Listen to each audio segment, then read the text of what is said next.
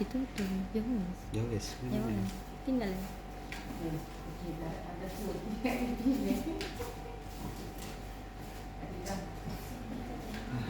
Bismillahirrahmanirrahim. Assalamualaikum warahmatullahi wabarakatuh. Alhamdulillah wa syukurillah la haula wa la quwata illa billah. Pertama-tama marilah kita panjatkan puja dan puji syukur kehadirat Allah Subhanahu wa taala karena atas berkat rahmat, taufik dan hidayahnya kita semua pada kesempatan yang berbahagia ini dapat berkumpul bersama-sama dalam acara penyebaran pemahaman dan penerapan pengalaman budaya positif. Kedua kalinya sholawat serta salam tidak lupa kita haturkan kepada junjungan kita Rasulullah Muhammad SAW. Semoga kita semua kelak mendapat syafaatnya dari beliau di yaumul kiamah. Nah, Bapak Ibu, langsung saja untuk pertama yaitu sambutan dari Bapak Kepala Sekolah SD Negeri Porong, yaitu Bapak Adik Nuswantoro Hamid. Waktu dan tempat disilakan. Matur semangat yang saya hormati Ibu Risa selaku calon guru penggerak angkatan 11, yang saya hormati Bapak Ibu Dewan Guru beserta staf SDN Porong. Pertama-tama marilah kita panjatkan puja dan puji syukur kehadirat Allah Subhanahu wa taala yang telah melimpahkan rahmat hidayahnya kepada kita sekalian, sehingga pada kesempatan yang berbahagia ini kita masih dapat berkumpul dalam keadaan sehat. Salawat serta salam tak lupa kita aturkan pada junjungan kita Nabi besar Muhammad SAW yang telah memberikan petunjuk pada kita semua. Bapak Ibu yang saya hormati, saya ucapkan selamat juga pada Bu Lisa selaku calon guru penggerak angkatan 10. Terima kasih sudah mau berbagi dengan segala pemahaman yang ada di guru penggerak atau program guru penggerak itu. Saya sangat berharap bahwasannya segala keilmuan yang didapat dari pembelajaran selama mengikuti diklat atau pembelajaran calon guru penggerak ini dapat ditularkan tentunya kepada Bapak Ibu sekalian, dan saya juga sangat berharap nantinya aksi nyata yang telah dirancang oleh Bu Lisa akan membawa dampak perubahan yang positif. Tentunya di kelas Bu Lisa sendiri dan pada umumnya di SDN Porong ini. Dan saya juga berharap kepada Bapak Ibu Dewan Guru untuk betul-betul mengikuti apa yang disampaikan oleh Bu Lisa terkait dengan budaya positif, di mana mungkin hal itu bukanlah satu hal yang pertama, tetapi ketika nanti kita semakin mendapatkan satu keilmuan yang sama, insya Allah akan menjadi lebih tahu, dan harapan saya juga dapat diimplementasikan terutama terkhusus pada kelas masing-masing dan pada SDN Porong sendiri. Ya, itu aja yang perlu saya sampaikan. Sekali lagi selamat dan memberikan diseminasi kepada teman-teman, mudah-mudahan akan menjadi suatu ilmu yang barokah untuk kita semua, dan tentunya akan bermanfaat untuk anak didik kita semua dan seluruh warga SDN Porong. Saya akhiri. Wassalamualaikum warahmatullahi wabarakatuh.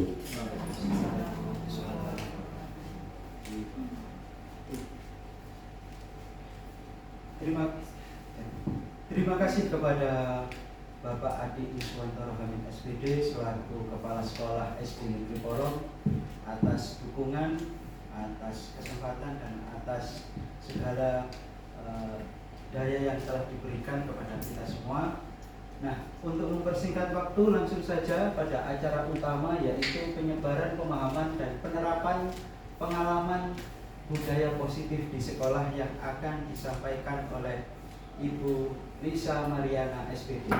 Kepada Ibu Lisa Mariana, disilakan. Assalamualaikum warahmatullahi wabarakatuh.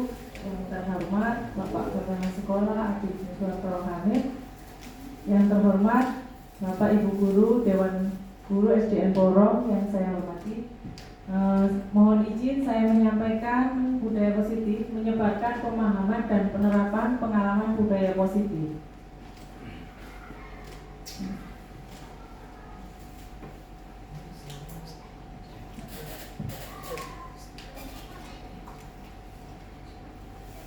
Sebelum saya mulai, Bu, mari kita ice breaking terlebih dahulu. Di sini ada tes kata. Pergi setan ke pasar membeli ibu dan pisang. Susunlah kalimat di atas menjadi kalimat yang benar tanpa menambah dan mengurangi kata. Monggo, Bapak Ibu, ada yang bisa menjawab? Monggo. Ibu membeli pisang ke pasar dan setan pergi. Bagaimana? Ibu membeli. Setan pergi ke pasar dan Ibu pergi ke pasar membeli pisang setan. Tepat, kurang tepat. Masih kurang tepat. Ibu dan setan ke pasar untuk Monggo, Ibu. Beda. Iya. Saya Biba. Pisang ke pasar dan setan pergi. dan membeli pisang. Masih kurang tepat. Monggo dia. Oh iya. Monggo. Ibu pergi ke pasar. Pak Haji mungkin bisa menjawab. Susunlah kalimat di atas menjadi kalimat yang benar tanpa menambah dan mengulangi kata. Ibu membeli. Ibu dan setan. Masih kurang tepat. Ibu membeli ke pasar membeli setan. Dani loh Bu, Dani. Ibu membeli. Monggo Pak Haji. Ibu ke pasar membeli setan pisang. Hampir tepat, Bu Endang, hampir tepat. Ibu ke Dan ibu ke pasar membeli setan pisang. Masih kurang tepat, jangan gimana. Pisang itu gelir. Ibu pergi ke pasar dan membeli pisang. Bagaimana Bapak Ibu? Ya, Bu Mami. Ibu ke pasar dan pergi ke stand membeli pisang. Masih kurang tepat. Monggo. Ibu ke pasar setan. Ke pasar setan. Monggo Bapak Ibu. Setan. Oh, setan pisang. Ya. Setan pasar. Ke pasar. Di setan itu bisa pasar, bisa pisang. Ke pasar dulu. Ambil pergi. Ada huruf besar, keliru paling. Huruf besarnya lah berarti. Bagaimana sudah? Sudah? Bisa menjawab? Panas sih. Bagaimana? Ibu setan. Bagaimana?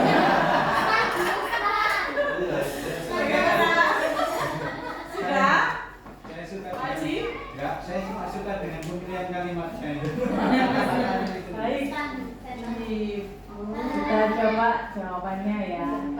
Setan pisang. Ini Ibu membeli setan dan pisang ke pasar. Nakalan kumang rupanya KP. Loh, kan memang dibuat Begini ke sana ayo nakalan.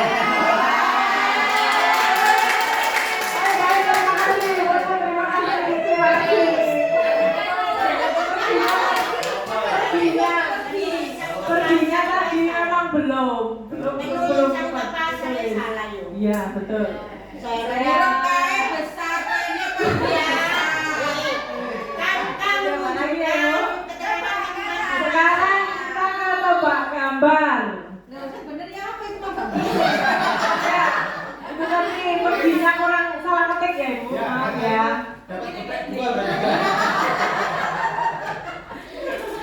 Monggo Bu, coba gambar sekarang. Monggo. Dolar ya gue, dolaran. Potongan harga. Betul sekali. Tangan untuk Ibu.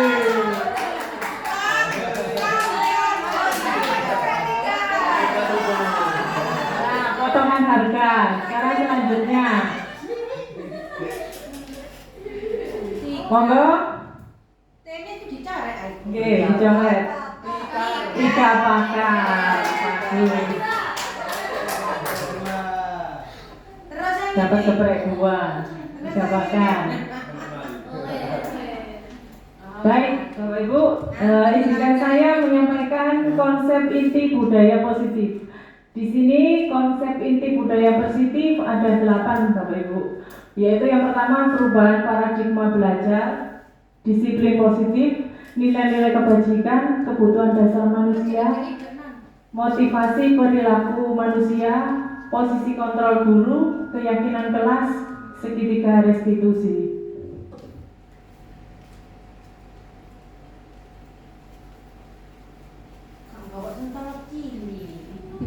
Yang pertama adalah pembelajaran dengan paradigma baru.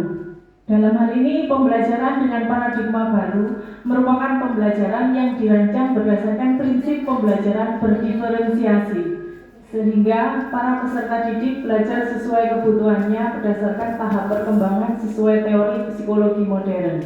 Perlu kita ketahui dari profil pelajar Pancasila ada 6 dimensi, yaitu beriman, bertakwa kepada Tuhan Yang Maha Esa dan berakhlak mulia, berkebinekaan global, bergotong royong, kreatif, bernalar kritis, serta mandiri.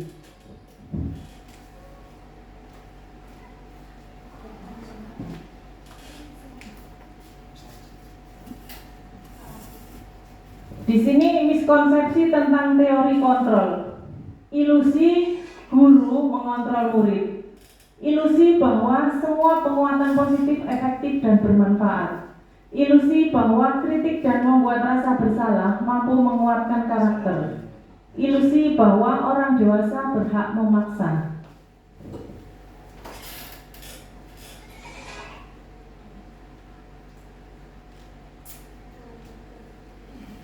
Untuk mengubah paradigma stimulus respon ke pendekatan teori kontrol. Stimulus respon, realitas kebutuhan kita sama, realitas kebutuhan kita berbeda. Semua orang melihat hal yang sama, setiap orang memiliki gambaran berbeda.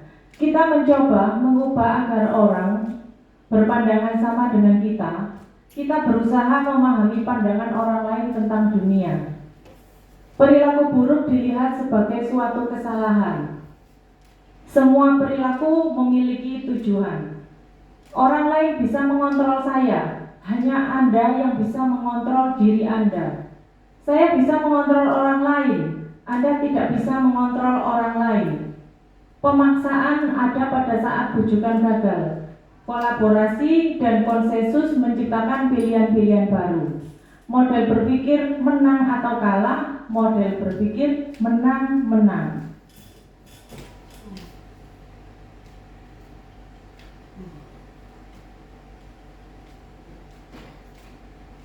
Yang kedua adalah disiplin positif. Disiplin positif adalah cara membentuk sikap mandiri anak sehingga fokusnya pada memotivasi, refleksi terhadap kesalahan yang dilakukan, menghargai, dan membangun logika yang bersifat panjang. Penerapan disiplin positif di sekolah dapat berjalan dengan baik apabila terdapat komitmen dan kerjasama dari pihak guru, staf sekolah, orang tua siswa, dan siswa. Hal ini karena komponen tersebut saling berkaitan dalam mendukung perkembangan sikap positif siswa dan keterampilan sosialnya.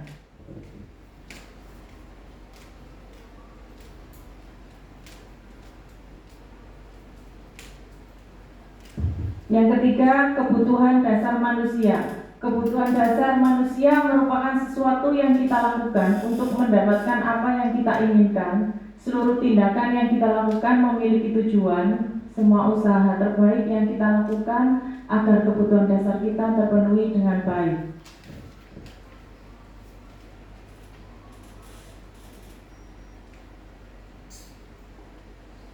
Dari kebutuhan dasar manusia, yaitu bertahan hidup, makanan, pakaian, tempat tinggal, keamanan, dan kesehatan. Kasih sayang dan rasa diterima, dipedulikan, berbagi, kerjasama, dan menjadi bagian dalam kelompok. Penguasaan, harga diri, keinginan untuk dianggap, memimpin, berprestasi, diakui, dan didengar. Kebebasan, mandiri, memiliki pilihan, mencoba hal baru, dan mampu mengendalikan arah dirinya. Kesenangan, bermain, humor, antusias, dan tertawa.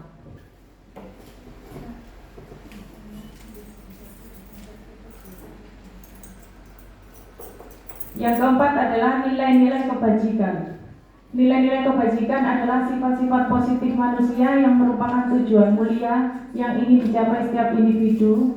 Nilai-nilai tersebut bersifat universal dan lintas bahasa, suku, agama, maupun latar belakang, yang terdiri dari profil pelajar Pancasila, Ibu Primaries Program PYP, profil pelajar Pancasila.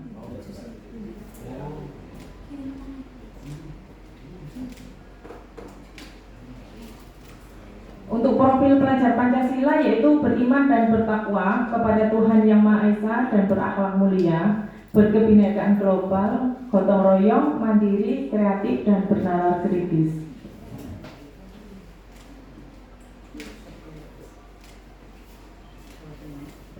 Untuk yang Ibu Primary Years Program, toleransi, rasa hormat, integritas, mandiri, menghargai, antusias, empati, keingintahuan, kreativitas, kerjasama, percaya diri, dan komitmen.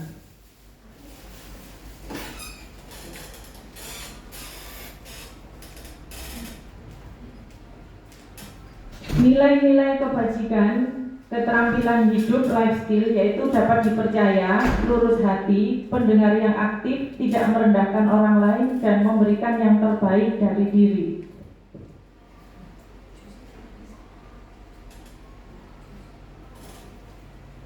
Yang kelima adalah kebutuhan dasar manusia. Kebutuhan dasar manusia adalah segala sesuatu yang kita lakukan untuk mendapatkan apa yang kita inginkan. Seluruh tindakan yang kita lakukan memiliki tujuan tertentu, dan semua usaha terbaik yang kita lakukan adalah dalam rangka agar kebutuhan dasar kita terpenuhi dengan baik.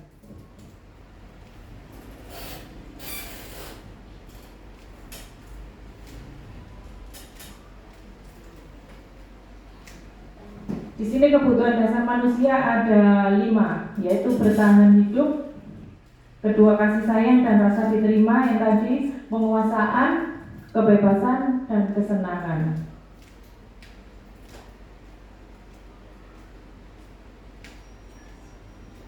Yang keenam adalah motivasi perilaku manusia. Ada 2 motivasi, yaitu motivasi ekstrinsik dan motivasi intrinsik. Motivasi ekstrinsik yaitu untuk menghindari ketidaknyamanan hukuman dan untuk mendapatkan imbalan atau penghargaan dari orang lain. Untuk motivasi intrinsik, untuk menjadi orang yang mereka inginkan dan menghargai diri sendiri.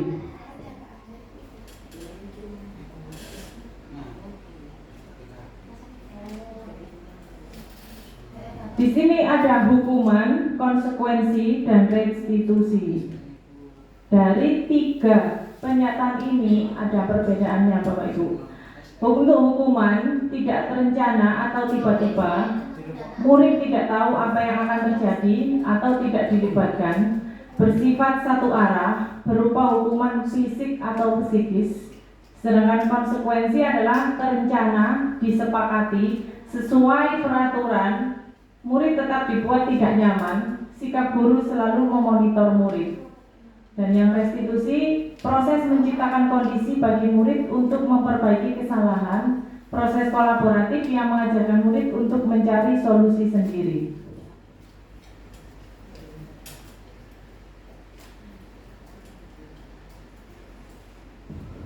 Di sini kita memiliki 5 posisi kontrol guru. Yang pertama adalah sebagai penghukum, yang kedua sebagai teman, yang ketiga sebagai pembuat merasa bersalah, yang keempat sebagai pemantau, dan yang kelima sebagai manajer.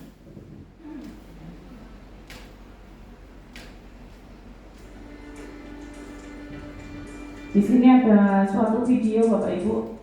Ini yang posisi kontrol sebagai penghukum.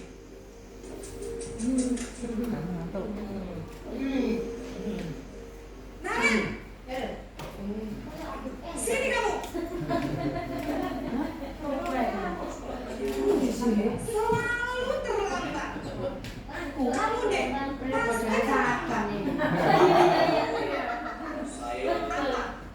Apa coba? Ini gurunya bertindak sebagai posisi penghukum. Kamu tidak terlambat. Malah sekalian kamu jadi anak. Dasar pemalas. Gak kapok-kapok sih kamu. Sudah berapa kali terlambat? Sana, kamu keliling lapangan basket 2 kali. Saya harus keliling lapangan basket. Kenapa? Kamu melawan ibu. Berani-beraninya jawab. Sudah terlambat, masih berani jawab pula. Sekarang, keliling lapangan basket 5 kali sekalian. Biar kapok. Cepat. Pergi sana ke lapangan basket. Kedua, posisi pembuat merasa bersalah.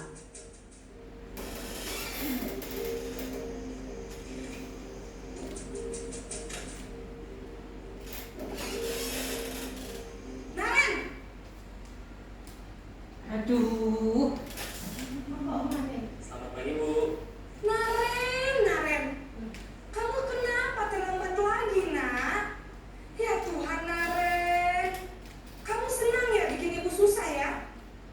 Kalau kamu terlambat lagi, nanti ibu yang ditegur bapak kepala sekolah, nak. Disangka ibu tidak bisa membina kamu. Duh, gimana ini? Maaf, Bu.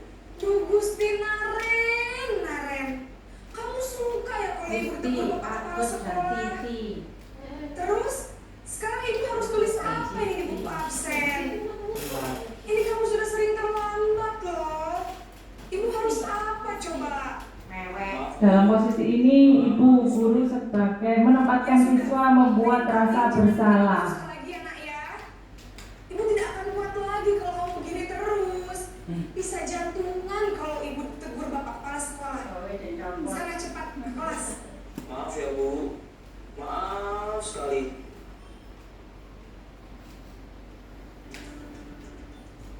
Berikut posisi teman. Kalau kita sebagai guru di posisi teman, sikapnya harus seperti ini.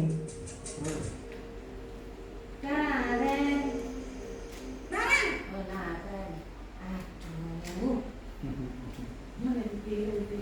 Selamat pagi, Bu.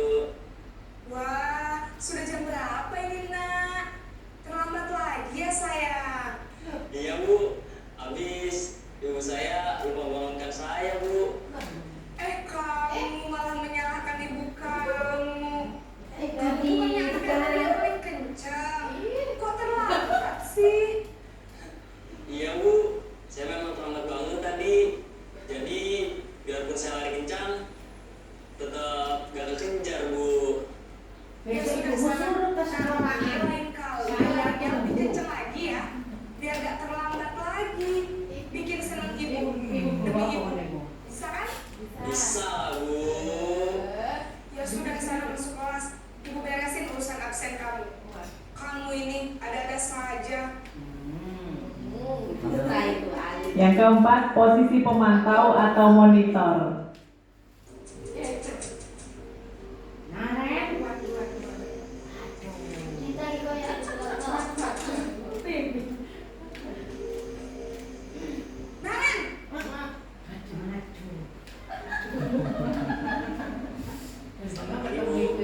Naren, apa peraturan sekolah kita tentang jam berapa kita harus masuk sekolah, nak? Kita harus di sekolah jam 7, Bu. Iya, betul.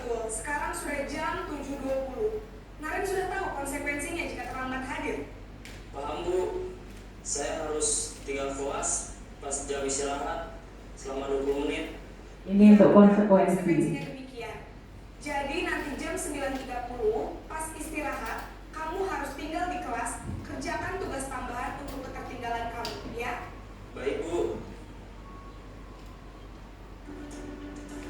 Yang kelima, posisi manajer. Apa Bu?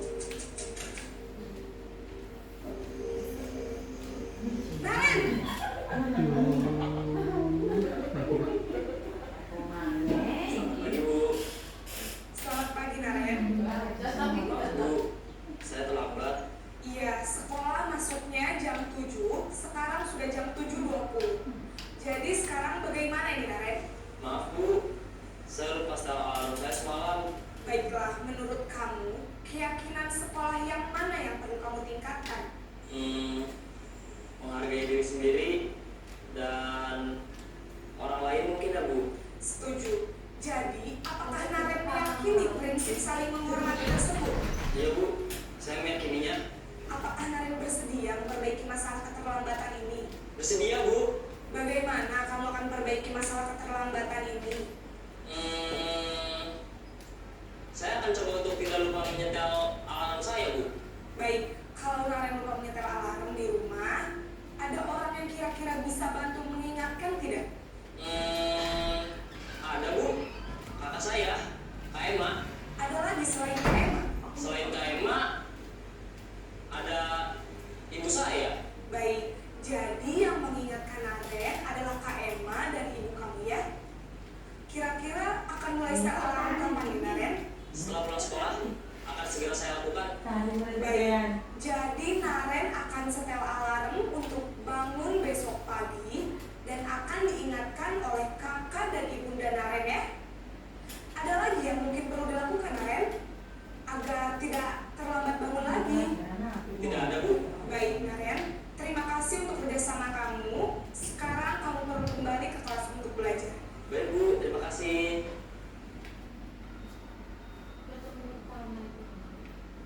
Baik Bapak Ibu, tadi ada 5 posisi kontrol guru. Kira-kira kita berada di mana posisinya Bapak Ibu?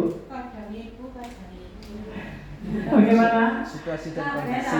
Ya, betul, situasi dan kondisi. Tapi seharusnya sekarang kita bisa memakai posisi kontrol yang kelima, Bapak Ibu. Kalau penghukum itu biasanya seorang anak itu akan trauma pada saat dia dewasa dan akan membenci gurunya. Oh, guru itu jahat, pasti akan ada timbul seperti itu. Beda kalau kita ada di posisi yang kelima sebagai manajer, mereka tidak akan trauma pada saat di sekolah. Seperti itu. Sekarang ada kasus siswa tidak memakai atribut lengkap saat upacara bendera. Pada posisi penghukum, biasanya kita hormat kepada sang merah putih, seperti itu, selama 1 jam. Kemudian kalau pembuat merasa bersalah, berapa kali ibu atau bapak harus memberitahu kamu selalu saja membuat kecewa ibu atau bapak. Kalau seperti itu, anak akan menyadari kesalahannya, jadi mereka tidak akan membenci gurunya.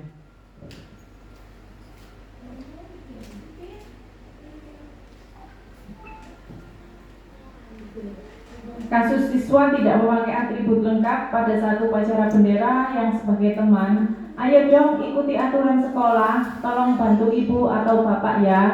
Kali ini, ya sudah tidak apa-apa, lain kali jangan sampai berbuat seperti ini lagi ya. Kalau kita dalam posisi teman Bapak Ibu. Untuk posisi pemantau, kamu sudah melanggar peraturan sekolah, kamu tahu konsekuensinya. Setelah upacara, kamu beli atributnya ke koperasi dan jangan diulangi lagi. Ini juga bagus Bapak Ibu kalau kita sebagai posisi pemantau.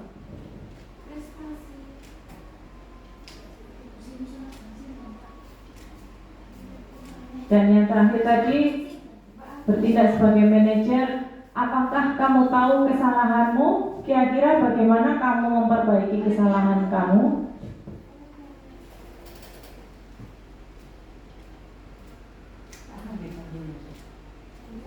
Coba Bapak Ibu kita jawab sama-sama. Posisi kontrol apakah aku? Saya kecewa sekali dengan kamu. Kira-kira apa posisi kontrolnya Bapak Ibu? Apa? Merasa bersalah? Iya. Saya kecewa sekali dengan kamu. Kalau ada rasa kecewa berarti pembuat rasa bersalah. Bagus Pak Suryo.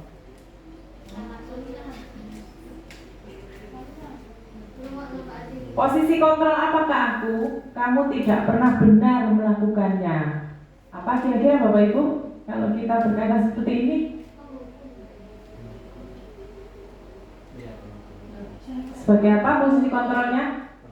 Kamu tidak pernah benar melakukannya. Salah terus.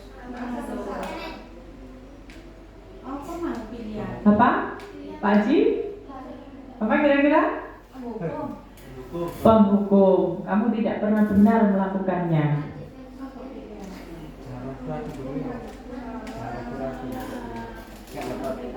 Apa rencanamu untuk menyelesaikan masalah ini? Kita bertindak sebagai manajer. Betul sekali. Pak Suryo terus yang betul. Oh iya, betul.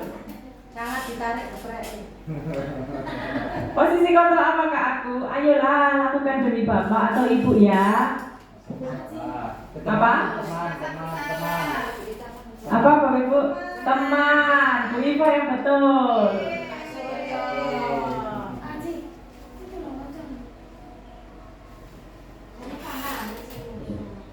Kamu tidak akan mendapatkan nilai jika tidak mengerjakan tugas.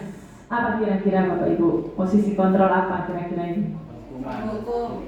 Penghukum.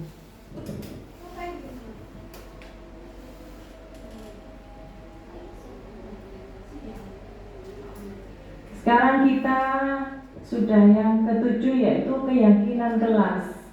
Mengapa keyakinan kelas bukan peraturan kelas? Bapak Ibu guru di kelas sudah membuat keyakinan kelas. Apa itu keyakinan kelas bukan peraturan kelas? Bagaimana? Ada yang bisa menjawab? Bu Eda? Bu Dita? Mengapa keyakinan kelas? Mengapa bukan peraturan kelas? Monggo. Pak Haji?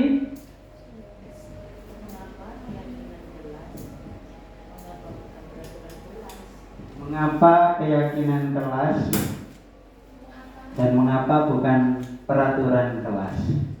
Jadi karena keyakinan kelas itu merupakan sebuah kesepakatan bersama dari seluruh anggota kelas tersebut, sehingga segala sesuatunya menjadi sebuah keyakinan yang disepakati dan harapannya dilaksanakan dengan penuh tanggung jawab secara bersama-sama. Dan mengapa bukan peraturan kelas? Karena kalau peraturan kelas itu sifatnya memaksa dan bukan dari kesepakatan kelas. Baik, terima kasih Pak Haji atas jawabannya. Sangat tepat sekali. Mengapa keyakinan kelas? Karena keyakinan kelas tadi dibuat bersama-sama dengan siswa di kelas.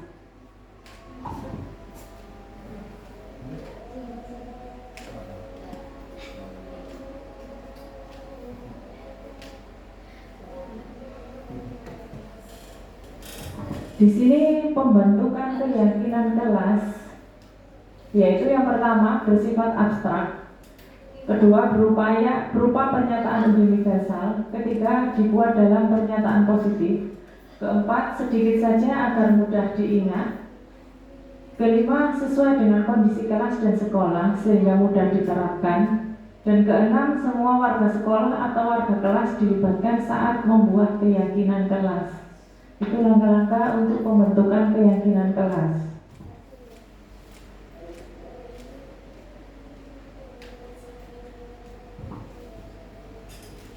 Berikut adalah segitiga restitusi. Segitiga restitusi merupakan suatu proses dialog yang dijalankan oleh guru agar dapat menghasilkan murid yang mandiri dan bertanggung jawab. Ada tahap segitiga restitusi, yaitu yang pertama validasi tindakan yang salah, kemudian menanyakan keyakinan, dan menstabilkan identitas.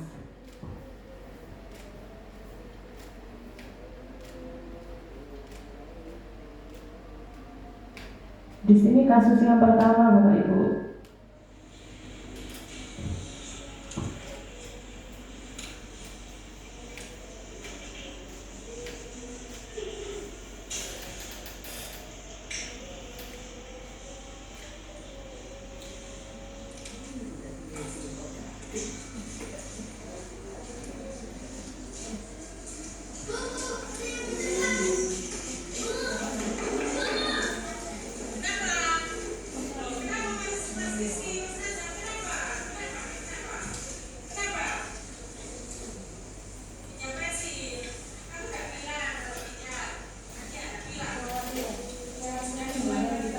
Ya, dia pinjam tapi tidak bilang, langsung merebut.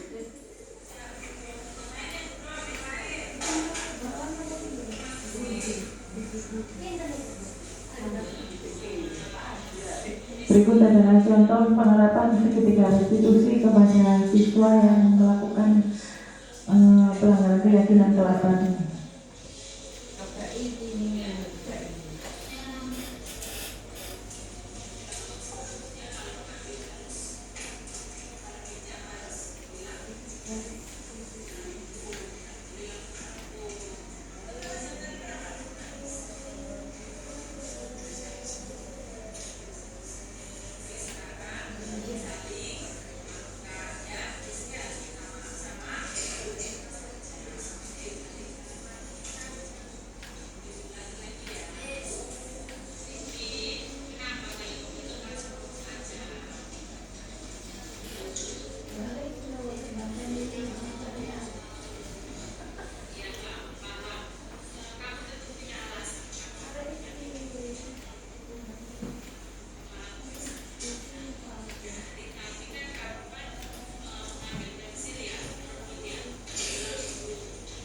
Yang terus sendirian dulu.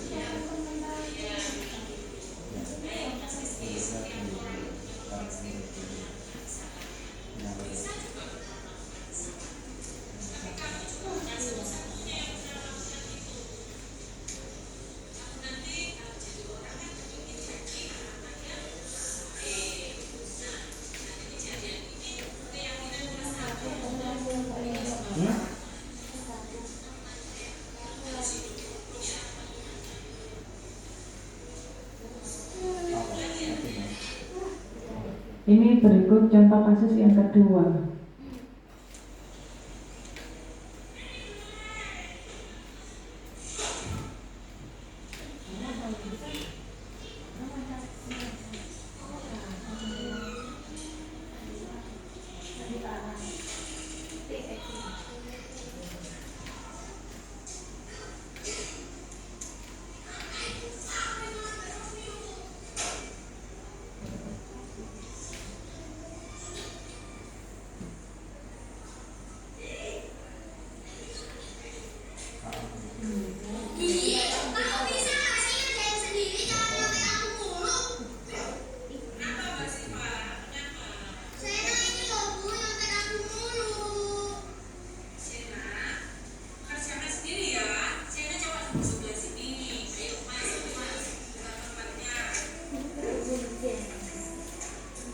Berikut contoh siswa yang suka mencontek di temannya sehingga temannya sampai marah karena saking seringnya.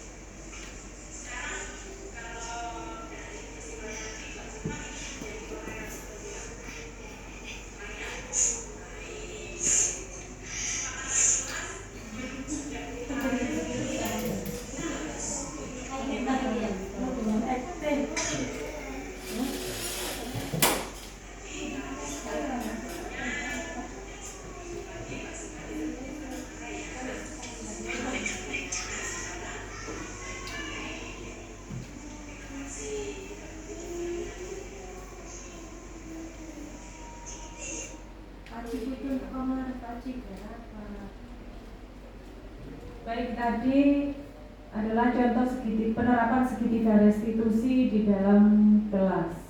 Sekarang yang ke-8 adalah menstabilkan identitas. Berdasarkan prinsip membuat kesalahan, yaitu berbuat salah itu wajar.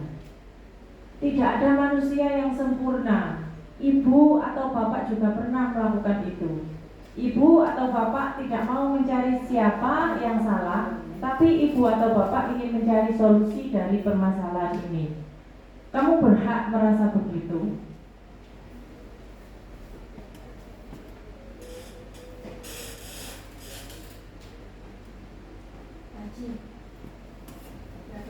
Berikut adalah validasi tindakan yang salah. Berdasarkan prinsip setiap perilaku berupaya memenuhi suatu kebutuhan tertentu. Yang pertama, kamu pasti punya alasan mengapa melakukan hal itu. Padahal kamu bisa melakukan hal yang buruk dari ini ya. Kamu patut bangga karena telah melindungi sesuatu yang penting buatmu. Kamu melakukannya karena mempertahankan sesuatu yang penting bagimu.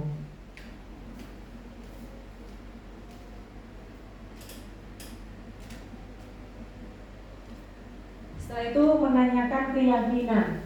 Berdasarkan prinsip teori kontrol bahwa pada dasarnya kita termotivasi secara intrinsik.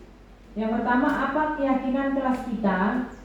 Yang kedua, nilai-nilai apa yang telah disepakati bersama? Yang ketiga, seperti apakah gambaran sebuah kelas yang ideal menurut kamu? Dan yang keempat adalah, kamu ingin menjadi orang seperti apa?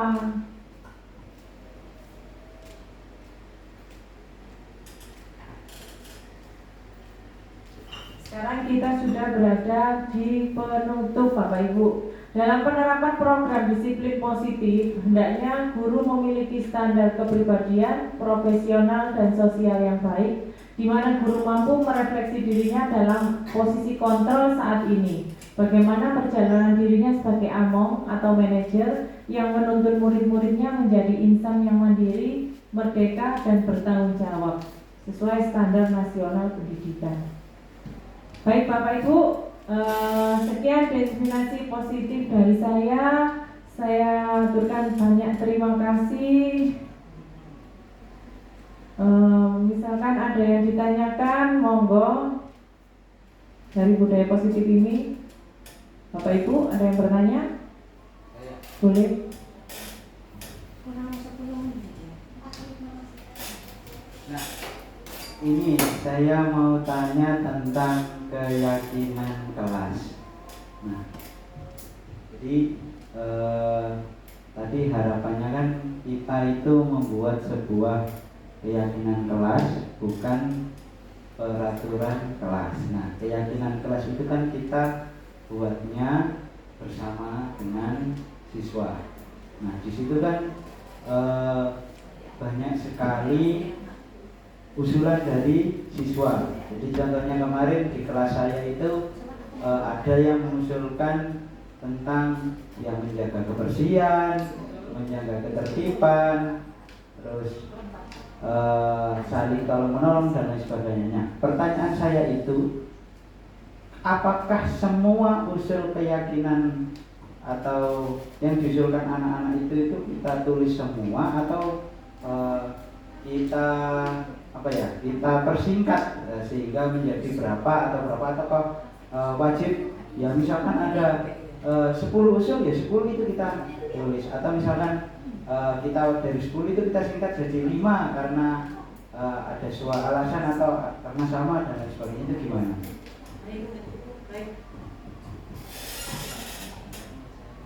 Baik, terima kasih Pak Haji atas pertanyaannya.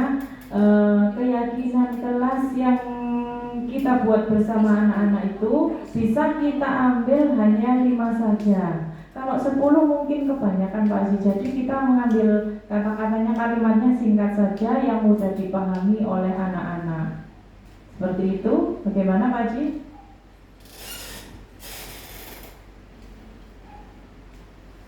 Jadi berarti kalimatnya dipersingkat. Jadi ya misalkan yang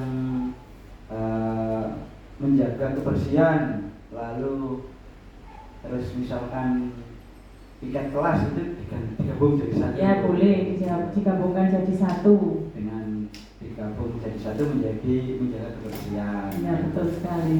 Agar kita bisa menyingkat kata dan bisa mudah dipahami oleh siswa. Soalnya kemarin itu waktu kami di kelas kami buat itu banyak sekali usulnya karena muridnya 21 ya, 21 itu mengusulkan semua, terus ini apakah ditulis semua. Nah jadi seperti itu. Ya, Baik, terima kasih. Ya, monggo ada pertanyaan lagi, Bu Dwi, monggo.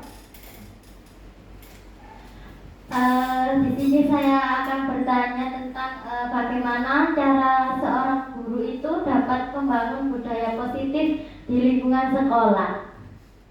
Baik, budaya positif itu memang harus diterapkan di lingkungan sekolah ya Bapak Ibu. Jadi penerapannya yang pertama kita terapkan komunitas terbuka dan membangun lingkungan di dalam sekolah, lingkungan yang positif, agar anak-anak itu meniru atau kita sebagai teladan bagi anak-anak mencontohkan bagaimana budaya positif itu yang harus diterapkan di sekolah, bagaimana agar anak-anak bisa mencontoh dari kita sendiri. Bagaimana, Bu Dwi? Ya, terima kasih atas jawabannya Bu Lisa. Ada lagi yang mau bertanya, Bapak Ibu? Monggo. Tentang segitiga restitusi atau posisi kontrol atau bagaimana, monggo Bapak Ibu. Ada yang masih mau bertanya lagi? Monggo, Bu Dita. Misalkan tentang segitiga restitusi, bagaimana penerapannya? Sudah cukup jelas penjelasan dari saya.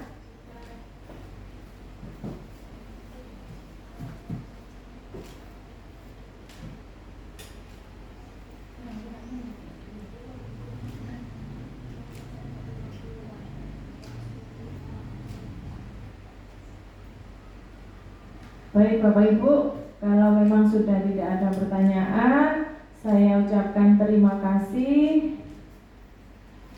Pak Haji, monggo ditutup.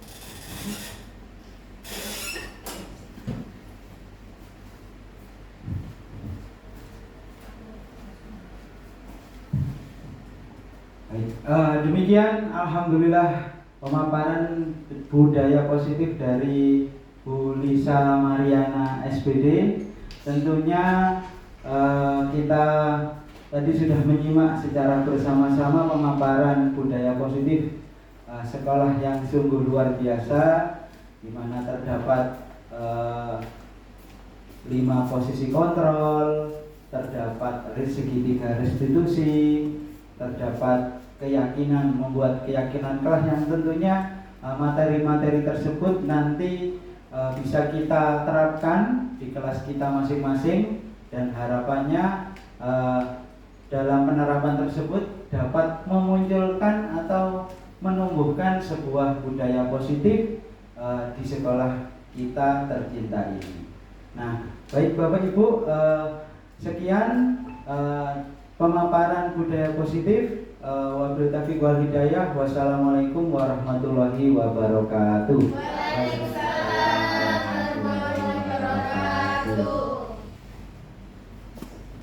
Kurang 1 menit. Kalau Pak ditambahin absen Pak. Enggak, apa-apa. Apa jawab ini 45 menit. Ono sing setengah